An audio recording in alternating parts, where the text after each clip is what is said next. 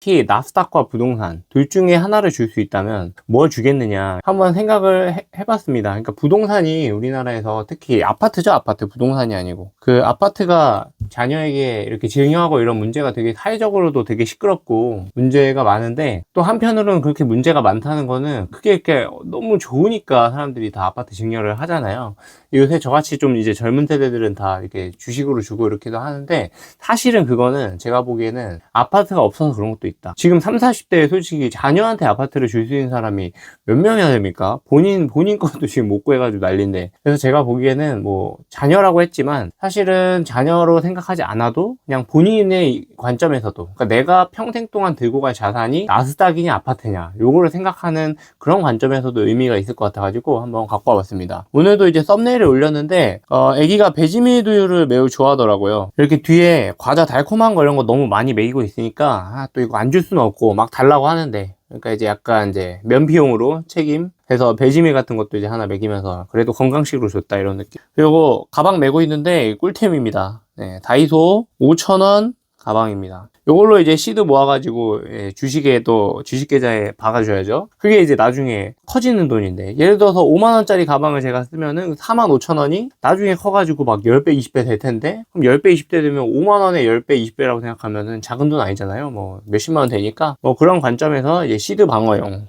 시드 방어 이런 거 아주 중요한 것 같습니다. 모든 물건을 다 이렇게 사면은 나중에 이제 다이소 팬티 같은 것도 생각해보니까 한 6,000원 정도 어디서 하는데 다이소에서는 3,000원이더라고요. 그것도 나중에 영상으로 한번 소개해드릴까 하는데 뭐 좀 더러운 거 하고 그래가지고 고민만 하다 못 올렸는데 아무튼 뭐 그렇습니다. 한번 생각해 볼게요. 저는 7개월 32개월 이렇게 자녀가 있는데 돈만 주는 게 아니고 이런 지배계급들 약간 돈 많은 사람들 그런 사람들이 돈만 주는 게 아니고 그 사회적 자본을 같이 준다. 막 쓰는 언어 습관이라든지 그래서 또 뭐 많이 사교육도 시키고 하는 건 아니겠습니까? 그래서 저는 기업 이야기를 많이 들려주고 싶어요. 그러니까 이제 고기를 잡아주는 것보다도 고기를 잡을 수 있게 하면 참 좋을 것 같고 그게 바로 기업을 보는 눈, 세상의 변화에 관심을 유도하는 그런 것들이 거기에 해당하지 않을까 이런 생각하고 있고 그리고 기본적으로 이게 좀 교육적이라는 생각이 들어야 되거든요. 그러니까 주식이 돈 따먹기가 아니고 자본주의에서 주식 투자라는 것이 되게 선순환적인 측면이 있잖아요. 주식시장 활성화되면 IPO 활성화되고 기업이 자금 조달 원활하고 유니콘 기업이 나오고 또 그걸로 해서 새로운 기술이 개발되고 사회가 발전하고 이런 그림? 좀 세상이 좋아지는 쪽으로 내가 베팅을 하면서도 나의 베팅이 또 세상을 이롭게 만들 수 있는 그런 이야기가 아이들이랑 좀 얘기 나누기에는 야 무조건 뭐 아파트 사가지고 무조건 홀딩해야 돼 뭐 이런 얘기를 탐욕적인 얘기를 뭐 하고 싶진 않거든요. 뭐 저도 뭐 그런 얘기 뭐 많이 듣고 자라긴 했는데 뭐 그런 오염으로부터의 어떤 대처 방법도 가르쳐 줘야 되겠지만 제가 보기에 교육적인 대화를 부모와 풍성하게 나누고 나서 세상의 어떤 때묻은 그 와일드 라이프의 그 거친 거를 받아들이는 것과 그렇지 않은 것은 또 차이가 많이 있는 것 같아서 이런 거 하고 싶고 수학적인 원리 이런 것도 생각해 볼 수 있죠. 간단하게 막 복리의 마법 같은 거 그냥 계산기로 돌려보기도 편하고 수학적으로 뭐 지수함수 같은 거 이야기도 할 수 있을 것 같고 데이터로 체감하는 교육적 효과 뭐 이런 것도 있을 수 있고요. 가치관 형성 그래서 이제 투기 이제 돈 따먹기 아니고 훌륭한 기업의 동반자가 되자. 그래서 또 자녀가 들어가는 순간에 그런 이런 사회적 가치 같은 것도 좀 생각하는 것 같아요. 그래서 저는 나스닥에 지금 한 표로 해가지고 이런 자료를 갖고 왔는데 아파트죠 보통 뭐 누가 그렇다고 빌라 투자해가지고 주고 싶은 사람은 잘 없으실 거 아니에요. 근데 일단 관리의 난이도 이런 거 있죠. 뭐 노후와 수리 이런 거는 그냥 뭐 저 PPT AI로 만들어 오기 때문에 헛소리 하는 것 같고 근데 이제 부모 아이에게 좀 어쨌든 관리가 힘든 건 맞아요. 뭐 명의 같은 거 할 때 복잡하죠. 그리고 뭐 계약할 때도 복잡하고 그리고 또 세무 리스크 같은 게 있죠. 이제 보유세 매년 나오는 보유세 한 가지 있고 만약에 부동산을 살 때 보통 레버리지 이렇게 산다 그러면 대출금에 대한 이자를 부모가 대신 내줘야 되기 때문에 아이가 소득이 있을 리가 없잖아요. 그러면 그런 대출금을 갚아준 거 대출 이자를 갚아준 것도 다 증여로 잡힌다고 하더라고요. 그러니까 이런 리스크도 있고 힘들죠 여러모로. 그래도 또 세금 신고도 따로 해야 되고 증여세 신고 따로 해야 되고 보유세도 또 따로 내야 되고 아무튼 좀 복잡한 것 같습니다. 명의 뭐 이런 거 계약할 때 복잡한 그런 과정 같은 것도 좀 거쳐야 되고요. 매몰 비용이라 그러는데 그러니까 미리 사준 주택이 미래 아이의 직장 생활 패턴과 맞지 않을 경우, 그러니까 저는 선택하게 해주고 싶은 거예요. 그러니까 어떤 사람은, 그러니까 뭐 물론 돈이 아주 많아. 그래서 나는 역세권이고 공원도 있고 막 편의시설도 좋고 정말 팔방미인의 아파트를 고르면 그게 가장 베스트겠지만 현실적으로 그건 어렵다고 보고 그냥 서울 내에 있는 뭐 적당한 데라고 하면 또 뭐 이게 또 말하기가 좀 조심스럽지만 아무튼 어느 지역이 있을 거 아니에요. 그런 지역 중에서도 역 가까운 아파트가 있고 좀 신축이지만 조금 멀리 떨어져 있어서 뭐 출퇴근할 때 멀리 해야 된다든지 아니면 공원이 너무 좋고 막 공기도 맑은 곳인데 서울 접근성이 너무 떨어진다든지 뭐 그런 여러 가지 스타일이 있을 텐데 그런 스타일에 맞게 자녀가 자기 집을 직접 선택하는 그런 경험을 또 해주고 싶은 것도 있어요. 만약에 미리 사준 주택이 만약에 이제 나중에 팔아가지고 그거 팔면은 또 막 세금 왕창 나오고 그러면 야 그럼 이거 세금 내야 되는데 그냥 여기 살아 막 세무 이런 것도 복잡해 막 그리고 너 나중에 새로운 주택 살려면은 뭐 기존 주택 처분한 걸로 해서 하면 되지만 뭐 자금 조달 계획서 요새는 그런 것도 내야 되고 아무튼 좀 그 주택을 취득한다는 거에 대해서 이제 굉장히 사회적으로 문제가 많이 되고 있기 때문에 진짜 꼭 필요한 사람만 주택 사자 이런 사회적인 분위기를 지금 계속 가고 있는 거잖아요. 뭐 물론 뒤 속으로 어떤 생각을 하는지 모르겠는데 예, 뭐 아무튼 그렇습니다. 그리고 사회적으로 이슈 부동산 과몰입 이런 거 안 된다. 사회적 문제 이런 거 뭐 주거 불평등 뭐 이런 거는 사실 저는 솔직히 사회적 문제라고 생각하진 않는데요. 그러니까 이제 너무 과도하게 이렇게 투기가 많이 일어나서 그 어떤 꿈의 사다리를 걷어차는 거 그게 문제라고 생각합니다. 그러니까 뭐 불평등한 것 그 자체는 당연히 뭐 자본주의 사회에서 불평등은 당연히 달고 살아야 되는 거 아니겠어요? 그거는 그 불평등 자체를 못 받아들인다기보다 그러니까 필수제잖아요. 집 없이 살 수 있는 사람은 없으니까 그 필수로 있어야 되는 어떤 그 재화에 대해서 그 기회를 박탈당하는 거 생존권, 주거권이랑도 좀 연결되어 있는 거기 때문에 저는 그런 점에서 좀 이슈라고 보고 그래서 아무튼 아파트보다 나스닥이 좋지 않을까. 그리고 요거 이제 사람들이 많이 생각 안 하는 것 같은데 제가 보기에는 요거 상당히 의미가 있습니다. 그러니까 보통 아파트를 주식보다 낮다고 이야기하실 때 낮은 변동성도 얘기하지만 레버리지를 얘기하시는 분도 많거든요. 그러니까 뭐 10억짜리 집이 있으면은 7억을 내돈하고 3억을 대출을 끼잖아요 보통. 아니죠 7억이 대출인가? 뭐 아무튼 돈이 많으신 분은 뭐 3억만 대출하겠죠. 근데 이제 보통 대출을 그래도 뭐 절반 정도 가져가기 때문에 사실은 이게 3배 레버리지 ETF보다 더 나가는 거잖아요. 그럼에도 아파트 레버리지가 이렇게 가능한 것은 변동성이 작기 때문에 그만큼 그 변동성 작은 걸 이용해서 레버리지를 최대한으로 풀로 당겨서 소위 연끌 투자 해가지고 요게 한 3억 오르면 사실 30%밖에 안 올랐는데 내 돈은 2배가 되는 대출이자는 내가 어떻게 죽으림을 다 해서 갚을게 아파트만 오르면 돼 이런 투자를 가능한데 사실은 주식도 2배짜리 QAD TQQQ 요런 거 사주면 됩니다. 이거 뭐 금융기관 교육 뭐 이수하고 이래야 돼가지고 좀 더 복잡한 것 같긴 한데 아예 막혀있는 건 아닌 것 같아요. 지금 현 시점 기준으로는 저도 뭐 대충 서칭해보고 하는 건데 저도 본주를 줬었는데 이번에 그래서 이제 사실은 진짜 폭락장이 심하게 온다. 뭐 예를 들어서 뭐 30% 40% 이렇게 나스닥이 빠져버린다. 그러면은 다 레버리지 ETF로 돌려가지고 가져가려고 합니다. 20년 뒤인데 자녀가 20년 뒤 정도 그 정도까지 되면은 진짜 많이 오르겠죠 나스닥이. 저는 그렇게 보고 있기 때문에 왜냐하면 기술이라는 건 계속 발전하는 거니까 뭐 그런 측면에서 갖고 있다 이런 거 하는 거고 아무튼 대출 없는 레버리지 요거 저는 상당히 의미 있다고 보고 그러니까 대출 이자를 대신 내줘야 되는 것도 없고 대출로 잡히지도 않고 그 증여 범위 한도 내서 2천만 원까지 증여세 없이 증여가 가능하잖아요. 특허 관리라는 게 뭐 20년이라는 게 사실 뭐 뇌동매매 해가지고 갑자기 아이 계좌 가가지고 매매할 것도 아니고 자동으로 리스크 관리가 된다.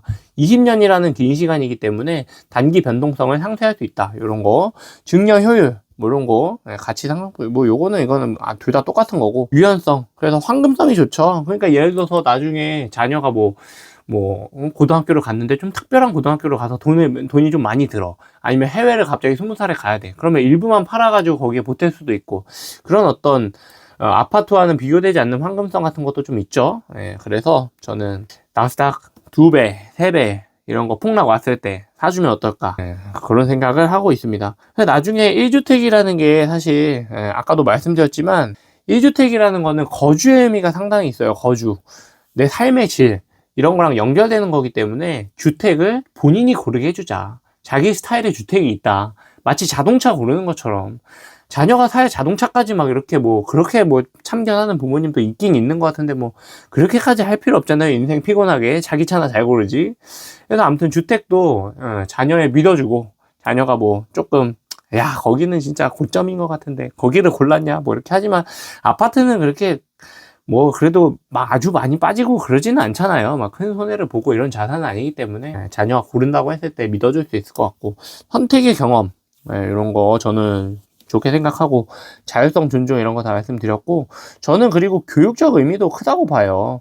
어쨌든 선한 영향력을 이렇게 세상에 나누는 그런 사람이 돼야 되지 않겠습니까? 사실은 자녀의 그 실명을 밝히긴 좀 그렇지만, 이름도 세상을 좀 따뜻하게 이렇게 주변에 온화한 기운을 품을 수 있는 사람이 되어라, 뭐 이런 뜻으로 이름도 또 지어주고 이랬었거든요. 저는 좀 그런 것 같아요. 제가 나중에 뭐 이거 주식 투자해서 뭐 돈 따먹게 하는 것 같지만, 여러분들 보시기에는 뭐 결론 최종 목표가 돈 따먹기다 이렇게 해서 뭐 부정할 수 있는 건 아니지만, 돈 따먹기만 목표냐 그건 아니죠. 돈 따먹기가 제일 큰 목표긴 하지만, 돈 따먹기만 목표가 아니고, 돈 따먹는다고 하니 자꾸 좀 그런데, 아무튼 자산 증식을 통해서 자기 삶을 가꾸는 거에 대한 그런, 자기 삶을 매니지하는 그런 의미도 상당히 있기 때문에, 그리고 그 과정에서 주식에 관심 가지고, 기업에 관심 가지고, 세상에 어떤 것들이 세상에 선한 영향을 미치고, 그런 것들을 좀 세상을 인식하는 그런 어떤 인식 체계랄까요? 그런 걸 주고 싶은 마음도 굉장히 있기 때문에, 그리고 또 그런 대화를 해야 부모 자식 간의 대화도 되게 생산적이고 건설적이고 집안 분위기도 좋아지고 이런 거 아니겠어요? 다 연결되어 있습니다, 다. 그래서 저는 아무튼 나스닥보다 아파트보다, 이게 본심이 나와버렸나?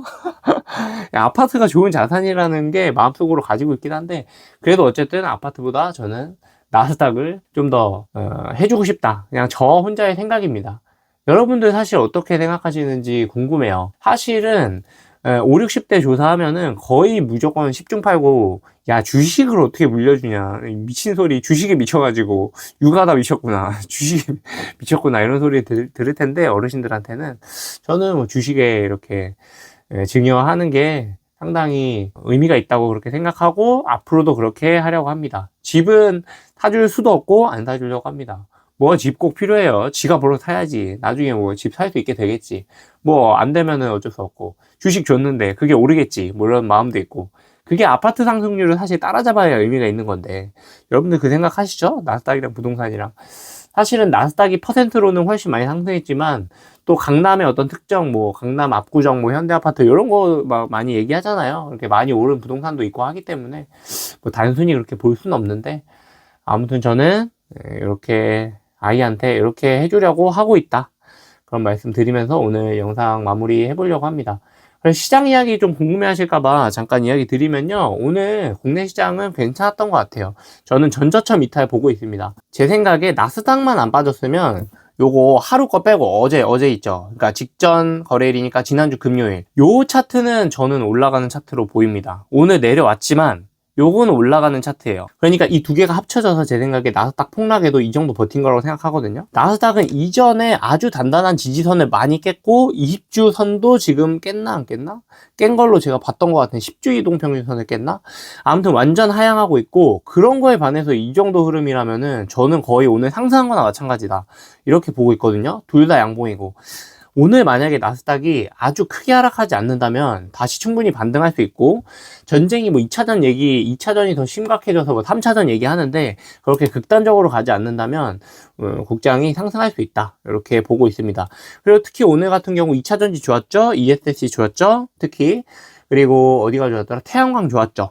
그리고 그거밖에 없나? 에너지 관련 몇 개 종목들이 좀 좋았거든요. 그러니까 시장에서 어쨌든 장이 크게 무너진다고 생각했으면 그런 종목이 없거든요. 그 완전 대세 하락장으로 간다라고 시장 참여자들이 판단하면 어떤 섹터든지 다 빠져요. 왜냐하면 주식 비중 자체를 줄이는데, 또 불구하고 올랐던 섹터가 특히 2차전지 같은 건 시총이 크잖아요. 그런 종목 단에서 상승이 좀 나아졌다는 거는 제가 보기에는 그래도 단단하고, 오르는 섹터가 시장 안에 있을 것이다라는 그 시장 참여자들의 심리, 마인드, 그런 거를 보는 것이 중요하다고 생각합니다. 내일 오를 거라고 보고 있는데, 나스닥이 워낙 하락 추세라서 사실 어떻게 될지 모르겠고, 요 선은 깨면 안 됩니다. 요 선 깨면 제가 어떻게 한다 말씀드렸죠? 저는 50% 일단 매도할 겁니다. 무조건. 기계적인 매도고요. 입절보다 손절이 훨씬 어렵습니다. 저도 당연히 여기 깨면 야 그러면 여기 선 맞고 아니면 여기 정도에서 반등 나올 것 같은데 하죠. 반등 나올 거 알고 하는 거예요. 알고. 왜냐면 여기까지 이제 직전 저점을 깨면 요 위에 있는 것들은 이제 완전히 악성 매물로 바뀌는 겁니다. 시장 참여자들의 심리가 완전히 훼손되고 그러면 다시 올라가는데 상당히 시간이 또 걸리고 그런 면이 있기 때문에 저는 여기를 이탈하는 순간 일단은 현금 비중을 확보할 생각이고요. 그 말씀 드렸습니다. 근데 아직도 저는 극단적인 이벤트는 어쨌든 해소될 거라고 보고 상승 오는 횡보장을 예측하고 있습니다. 여기까지 내려왔기 때문에 사실 이제 횡보로 많이 기울긴 했는데 그래도 못 올라갈 건 없다. 저는 이렇게 보고 있습니다. 이전의 차트 한번 봐보세요. 이럴 때도 사실은 흔들렸기 때문에 사실 이전의 저점을 여러 번 깨면서 갔거든요. 물론 이때 양봉 나오면서 여기 고점을 연결한 선을 이렇게 뚫어주면서 딱 요 정도까지 한 요 정도 자리 정도에서 이제 매수가 들어가면서 이제 시장의 상승을 추정할 수 있었을 거라고 보는데 아무튼 저는 이날 좀 정리를 했어요. 이날 정리하고 이때 정리 안 하고 요때 다시 타서 상승분을 취하고 뭐 이랬었는데 거의 요게 거의 확실하죠. 이렇게 저점을 확실히 높여줬고 고점 라인에 붙어 있는 모습. 박스권 상단에서 놀잖아요. 박스권 상단에서 이런 모양이 나와야 됩니다. 그래야 다시 올라갈 수가 있다. 지금이랑 확실히 차이가 있죠? 지금은 이전보다는 분명히 약한 것이 맞고요. 그리고 전쟁이 해소돼야 됩니다. 이거 뭐 누가 알겠어요. 연준도 모를걸요? 연준이 자기도 그 전쟁 보고 전쟁 어떻게 되나 보고 금리 인상할 건지 인하할 건지 그거에 따라 주식시장이 움직이는데 아마 그런 고위 관계자도 모르는 거 저희가 특히 제가 어떻게 알겠습니까? 그러니까 모른다는 걸 인정해야 됩니다. 모른다는 걸 인정하고 여기 직전에 저점을 깰 때 국내 주식 비중 일단 50% 무조건 줄일 생각입니다. 여기까지 근데 또 시장 궁금해하시는 분들도 혹시 계실 수도 있잖아요. 저의 또 애청자분들이 또 몇 분 계세요. 그런 분들을 위해서 최선을 다하고 매일 하루에 한 개씩 찍고 있습니다. 그래서 오늘 영상 여기까지 하고 들어주셔서 감사하고요. 구독, 좋아요 꼭 부탁드리고 신생 채널에 큰 힘이 됩니다. 복 많이 받으시고 성투하시고 모두 부자 되세요. 감사합니다.